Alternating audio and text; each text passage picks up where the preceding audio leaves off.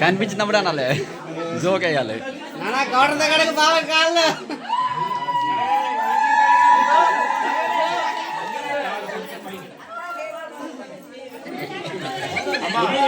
పెళ్లి కొడుకు అక్క చెల్లి ఉన్నారు.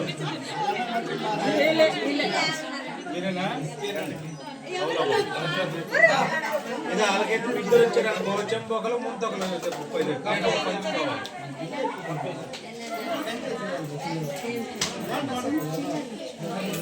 అట్లా మా ప్లేట్ జాగ్రత్త తీసుకెళ్ళి మొక్కలు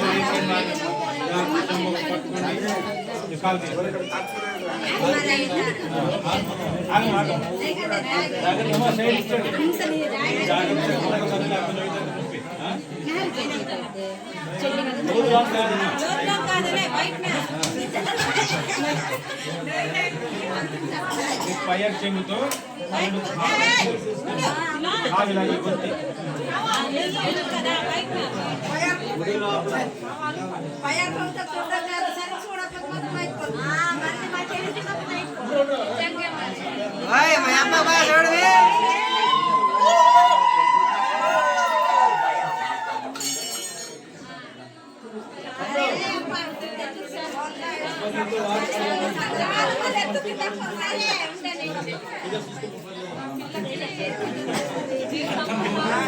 చూడాలి చూడాలి బాగా చూడాలి.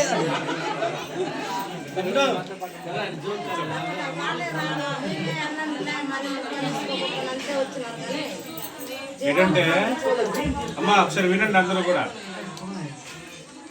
నూతన వధువుల యొక్క కళ్యాణము రోజు సాక్షాత్ మహాలక్ష్మి మహావిష్ణువు యొక్క వివాహముగా మనం భావించి చేయాలన్నమాట. అర్థమవుతుందా? పెళ్ళైనంత వరకు కూడా పెళ్లి కొడుకు విష్ణు స్వరూపము, పెళ్లి కుమార్తె లక్ష్మీ స్వరూపం అనమాట. అర్థమవుతుందా?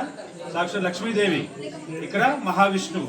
వీరిద్దరికి కూడా మానవ అంటే భగవంతుడి యొక్క దేవుడు యొక్క కళ్యాణం కూడా మానవుడి కళ్యాణం దేవుడి కళ్యాణం లాగా చేయాలన్నమాట. అర్థమవుతుందా? అందుకోసమనే ఇక్కడ ప్రతి పురోహితుడు కూడా పెళ్ళప్పుడు చదివేటప్పుడు ప్రతి మంత్రము కూడా భగవంతుడి యొక్క పూజకు అనుసరించినటువంటి మంత్రం అన్నమాట. అందుకోసమనే వాళ్ళు కూర్చున్నంతసేపు వాళ్ళకి మూడు అయ్యేంత వరకు కూడా ఏంటంటే విష్ణు స్వరూపంగా లక్ష్మీ స్వరూపంగా. అందుకోసమనే అల్లుడికి పాదాలు ఎందుకు మామగారు కడుగుతారంటే పిల్లనిచ్చిన తండ్రి ఇక్కడ ఏంటంటే అక్కడ వయసులో పెద్దవారు ఆయన పిల్లనిచ్చిన తండ్రి, కానీ ఎందుకు కడుగుతారంటే ఇక్కడ సాక్షాత్తు విష్ణు స్వరూపం కాబట్టి. మహావిష్ణువుకి తన యొక్క కుమార్తె అయినటువంటి లక్ష్మీదేవికి పర్వతరాజు లక్ష్మీదేవికి వచ్చి కృష్ణమూర్తికి ఇస్తున్నట్టు అనమాట. అర్థమవుతుంది. అందుకోసమనే భగవంతుడు కాలు దండం పెట్టడము, కాలు నమస్కారం పెట్టడం తప్పేం లేదు కదా. అందుకోసమనే సాక్షాత్ భగవంతుడు కాబట్టి ఆయన కాలు కడిగి కన్యాదానం చేయడం అనేది పూర్వజన్మ సుకృతం. ఎన్ని జన్మలు ఎత్తినా ఎన్ని పుణ్యాలు చేస్తే కానీ కన్యాదానం చేసేంత ఫలితం రాదట. అర్థమవుతుందా? కన్యాదానం చేయడం అనేది ఎన్నో జన్మల పుణ్యం. కొంతమంది చాలా మంది అందుకోసమని చాలా మంది ఏం చేస్తారంటే ఇంట్లో పిల్లని కనకపోయినా చాలా మంది ఎవరైనా అనాదిగా ఉన్న వాళ్ళు కానీ పిల్లల్ని కానీ లేదా పెళ్లి సమయంలో ఆ సమయానికి పిల్లకి తండ్రి కానీ తల్లి కానీ లేకపోయినా బాబాయిలు కానీ పిన్నులు కానీ పెద్దమ్మలు కానీ పెదనాన్నలు కానీ లేదు అనుకున్నప్పుడు నాయనమ్మ తాతయ్య కూడా కంకణం కట్టుకొని పిల్లకి కన్యాదానం చేస్తారనమాట.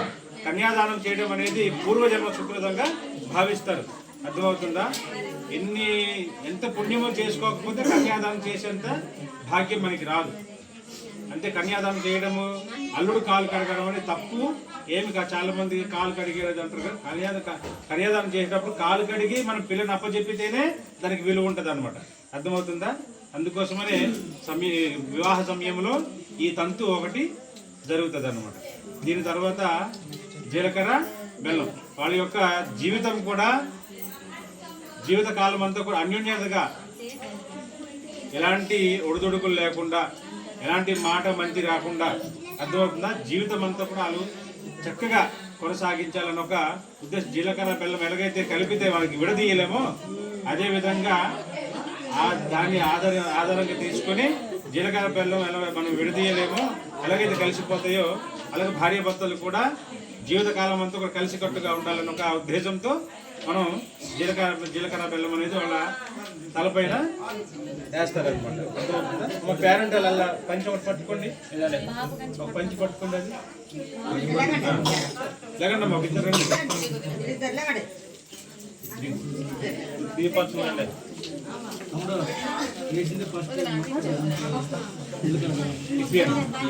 ఎదురు కూర్చోండి, ఎదురు కూర్చోండి. పేరెంట్ వెళ్ళండమ్మా, ఇవి వెళ్ళమంటే కూర్చోండి.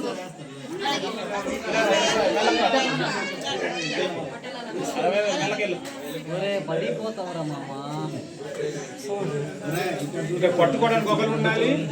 అక్కడ పెళ్లి కూతురు తలపైన జీలకర్ర బెల్లం వేయడానికి ఒకరు ఉండాలి.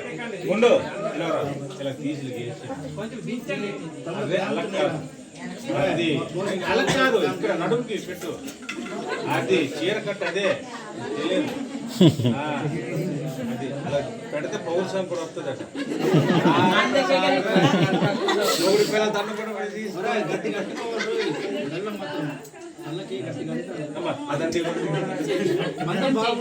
జీలకర్ర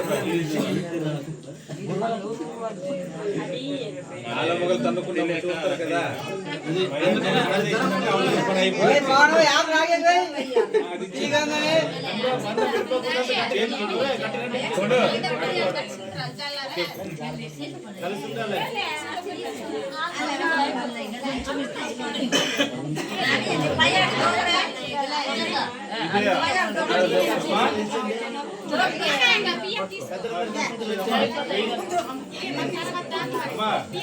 పెళ్లి కూతురు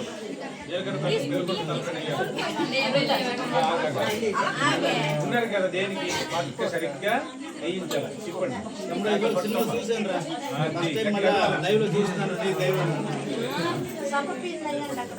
వేయించమ్మ, సరిగ్గా తాళం మీద వేయాలి.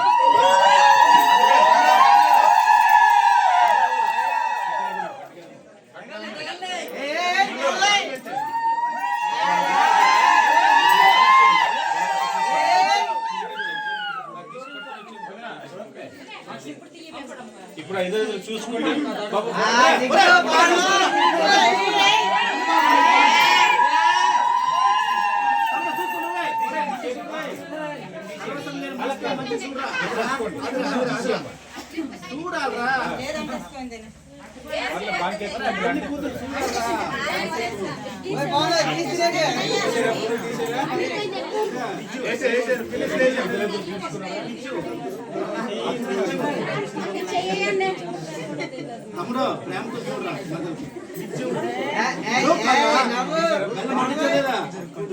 వాళ్ళిద్దరికి పెట్టించి వేస్తారు ఒకసారి.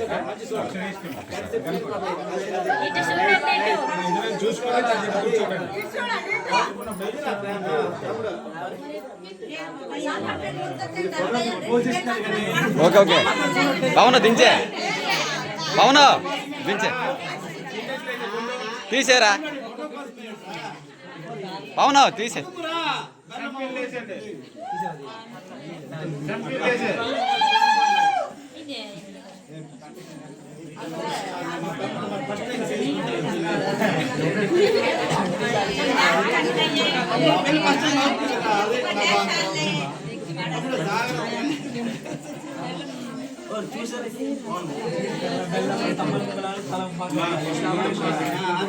వాళ్ళ మరదలు అది నాకు అది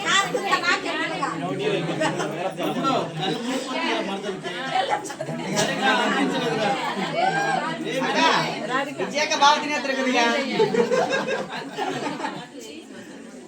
మరదలగా తీపి ఇచ్చారా తినేది తమ్ముడు మంటలు చూస్తున్నావు ఈ గ్యాప్ లో ఉంది వేరే అలాగే చూసుకోవాలి బాగా మరి ప్రేమతో మాత్రమే చూడాలి ఏ కాదురా కాదు రచ్చబండి ఎక్కిస్తాం తెలియదు కదా మంది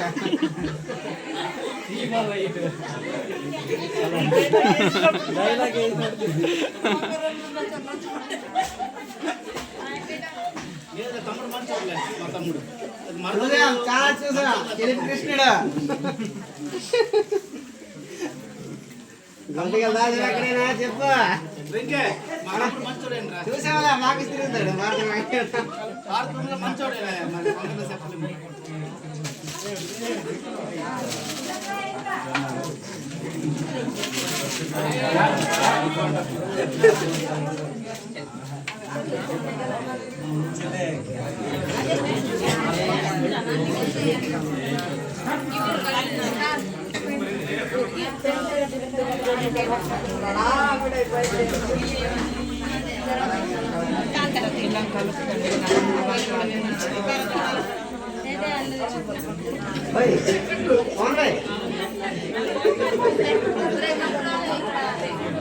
పసుపు రాసే తెల్లగా అవుతాడు బావా